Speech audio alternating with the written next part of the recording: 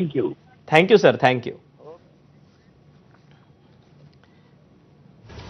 आणि यानंतर आता इतर काही बातम्यांचा घेऊया सविस्तर आढावा. वाल्मिक कराडला जिल्हा रुग्णालयातून डिस्चार्ज मिळालेला आहे. 2 दिवसांच्या उपचारानंतर कराडला डिस्चार्ज मिळाला. जिल्हा रुग्णालयामध्ये त्याच्यावर आयसीयू मध्ये उपचार सुरू होते. उपचार झाल्यानंतर कराडची जिल्हा कारागृहात रवानगी करण्यात आली. पोट विकारासह इतर आजारांवर त्याच्यावर उपचार सुरू होते. बुधवारी मध्यरात्री त्याला जिल्हा रुग्णालयामध्ये उपचारासाठी दाखल करण्यात आलेलं होतं.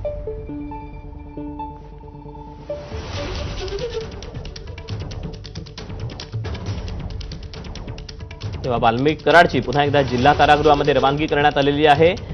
उपचारांसाठी त्याला जिल्हा रुग्णालयामध्ये दाखल करण्यात आलेलं होतं. 2 दिवस त्याच्यावर उपचार करण्यात आले आणि त्यानंतर कराडला पुन्हा डिस्चार्ज मिळालेला आहे. अपडेट जाणून घ्यात. गोविंद शेळके आपल्यासोबत आहे. गोविंद, आपल्याला माहिती आहे दीपक की वाल्मिक कराडला 2 दिवसापूर्वी पोटदुखीचा त्रास होता आणि त्यानंतर बीडच्या जिल्हा रुग्णालयात त्यांना आणण्यात आलं होतं. ज्यावेळी आयसीयू मध्ये त्याच्यावर उपचार चालू होते.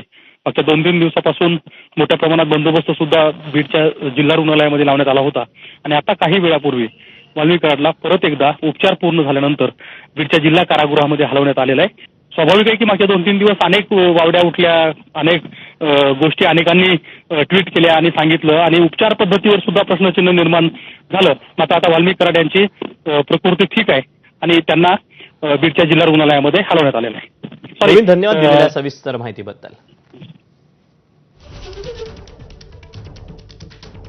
यानंतर वळूया पुढच्या बातमीकडे. मस्तादोगचे सरपंच संतोष देशमुख हत्येप्रकरणी मकोका अंतर्गत सध्या जेलमध्ये असलेल्या वाल्मिक कराडवर कारवाईचा फास आणखी आवळला जाण्याची शक्यता आहे.